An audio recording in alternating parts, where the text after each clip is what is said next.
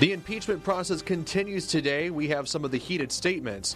The trial of Leslie Chance, accused of killing her husband, begins this morning, and a woman gives birth in Bakersfield outside, next to the railroad tracks.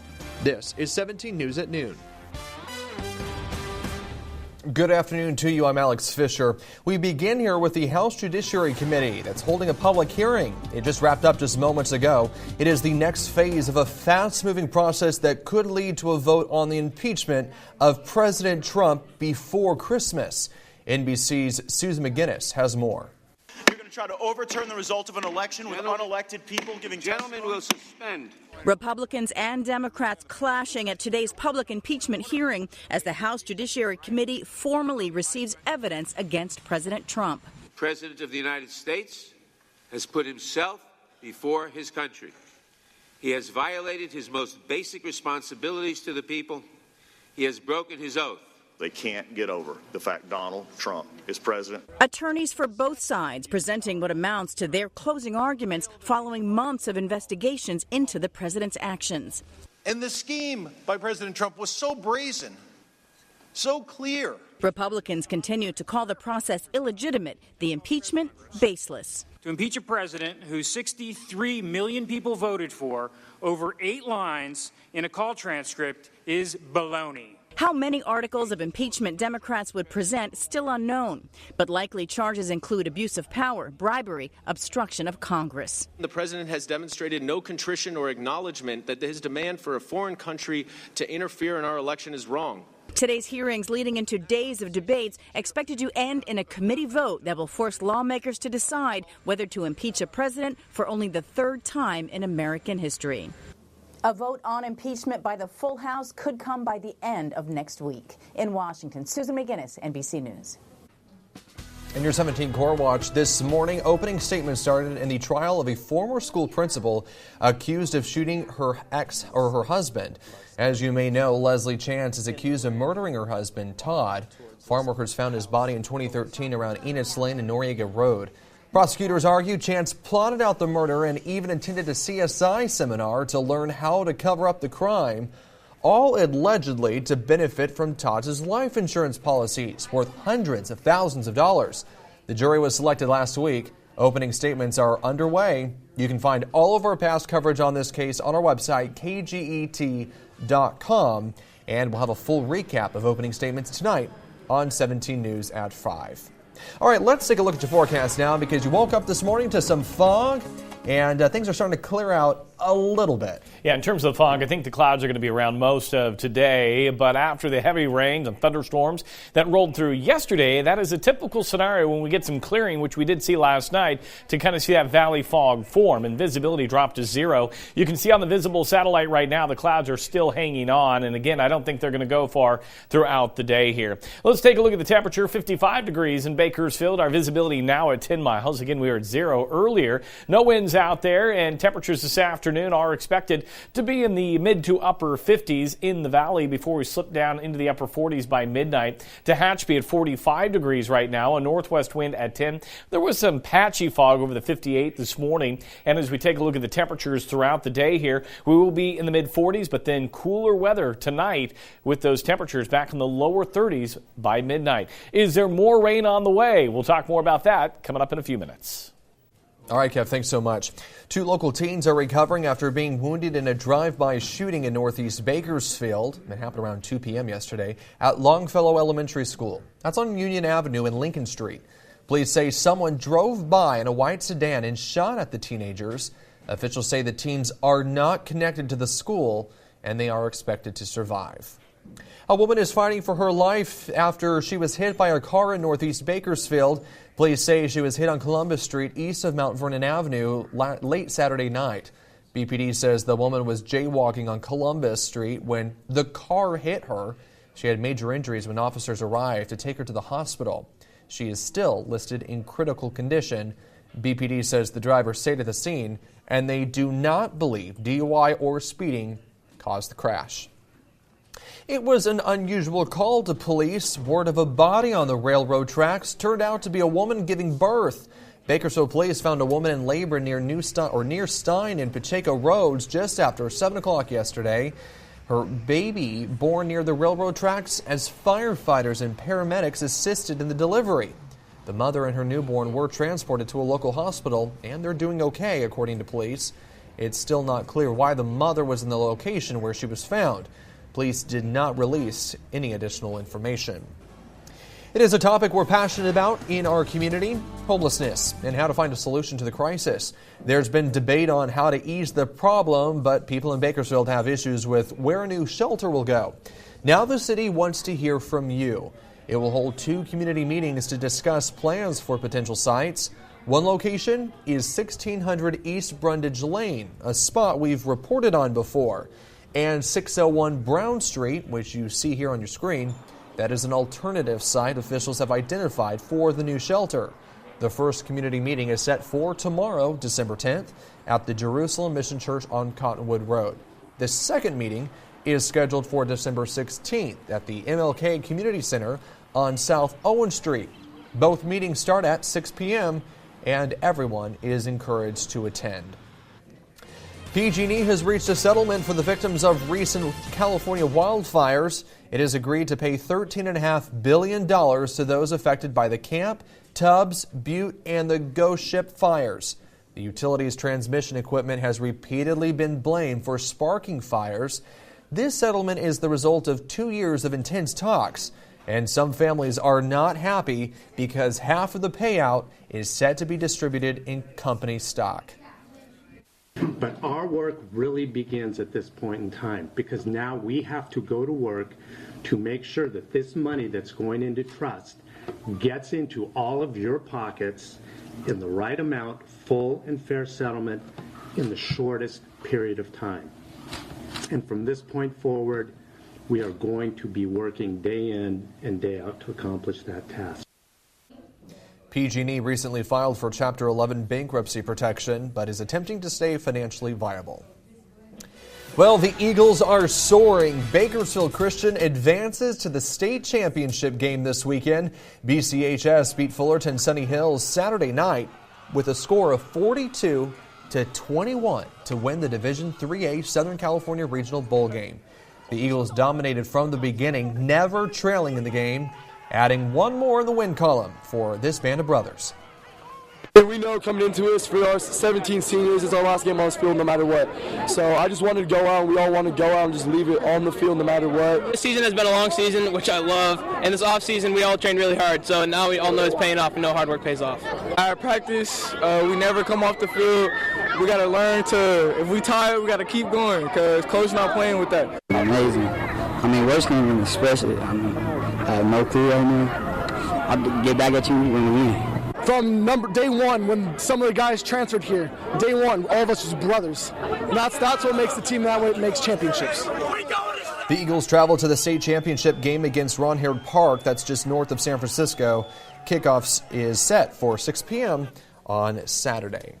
Well, does Colm have one of the best light shows in the nation? We'll find out how people voted this week. Colm's Holiday Light Spectacular was entered in a USA Today poll for Best Zoo Light Shows.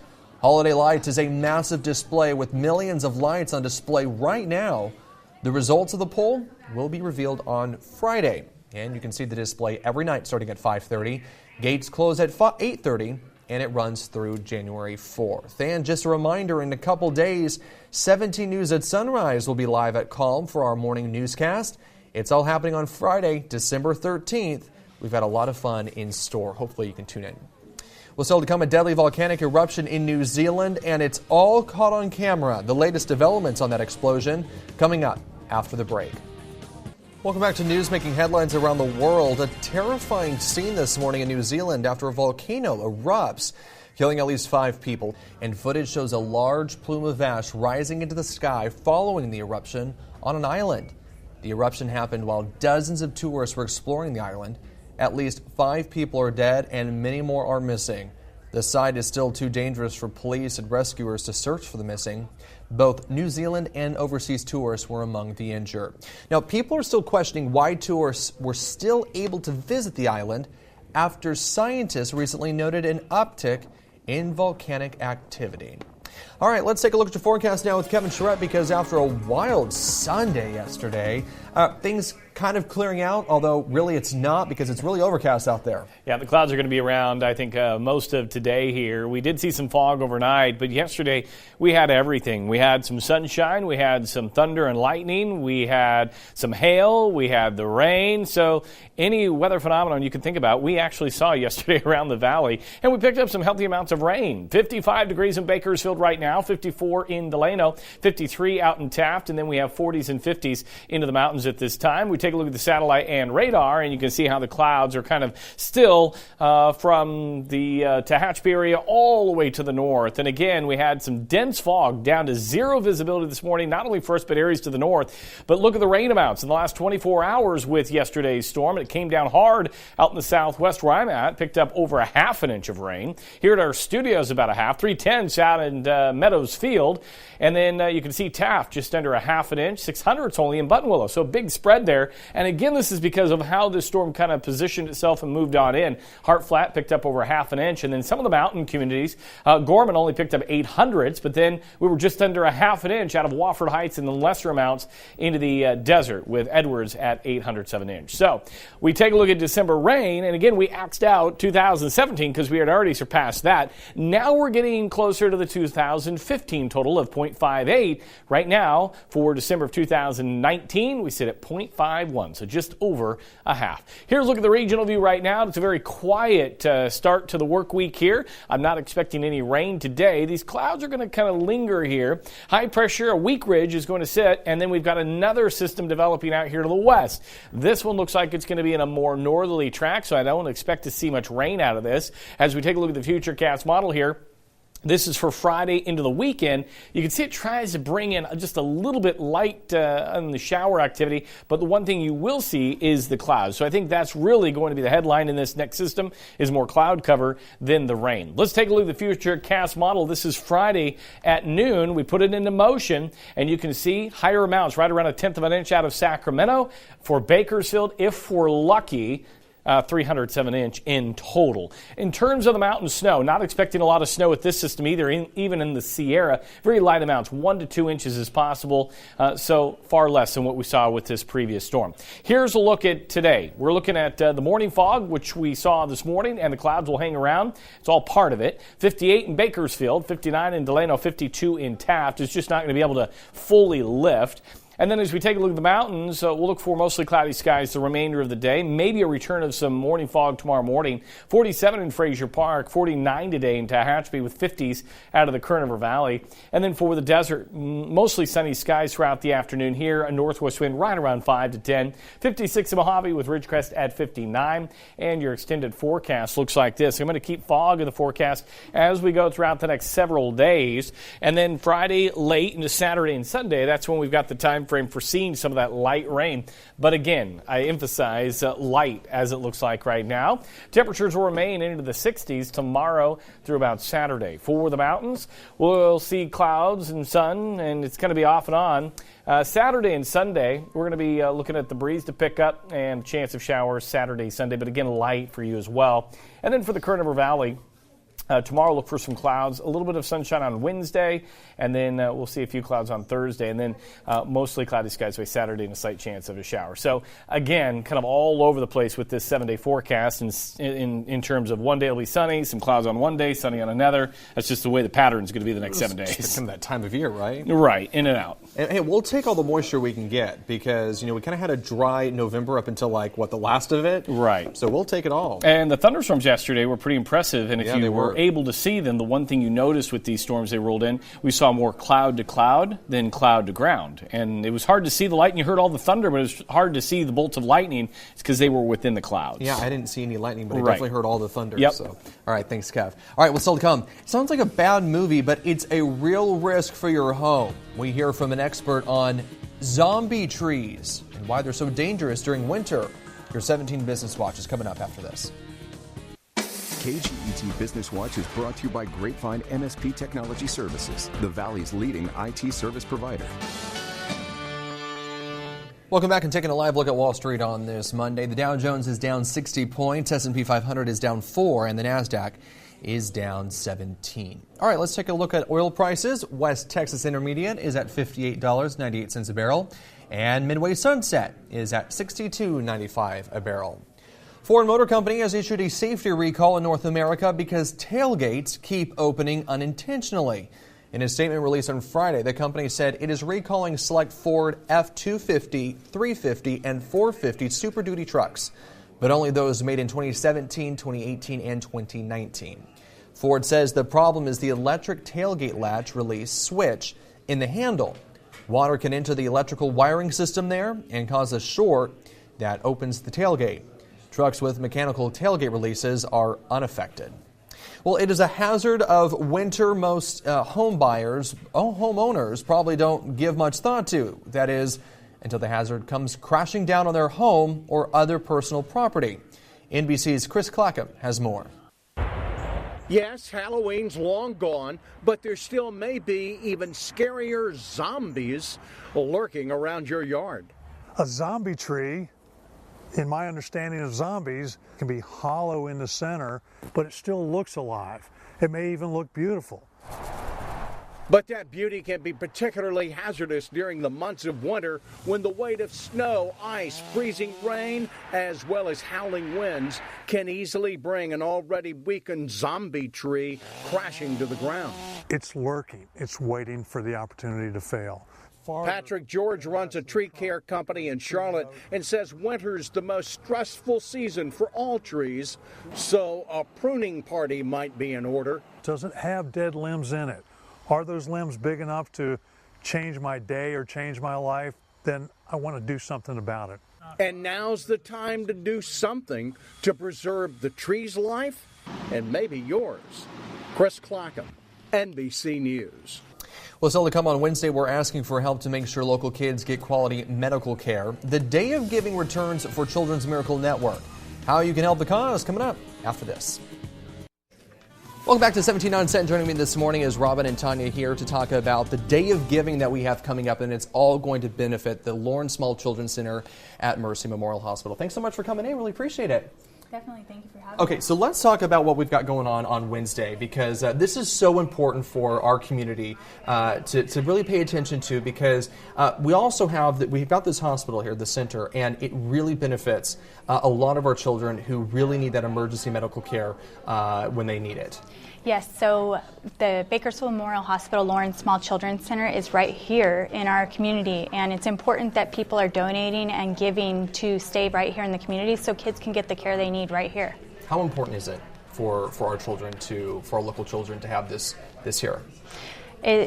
It's honestly life-saving for families to not have to travel out of the community, and we still have to transfer a few kids here and there, but the kids that are able to stay in town for treatment, it really is life-saving for the families to not have the burden to travel. A lot of these families don't expect to use this center, and sometimes when an accident happens, it's always nice to have that center so close to Bakersfield, because it does cut down on travel and other expenses.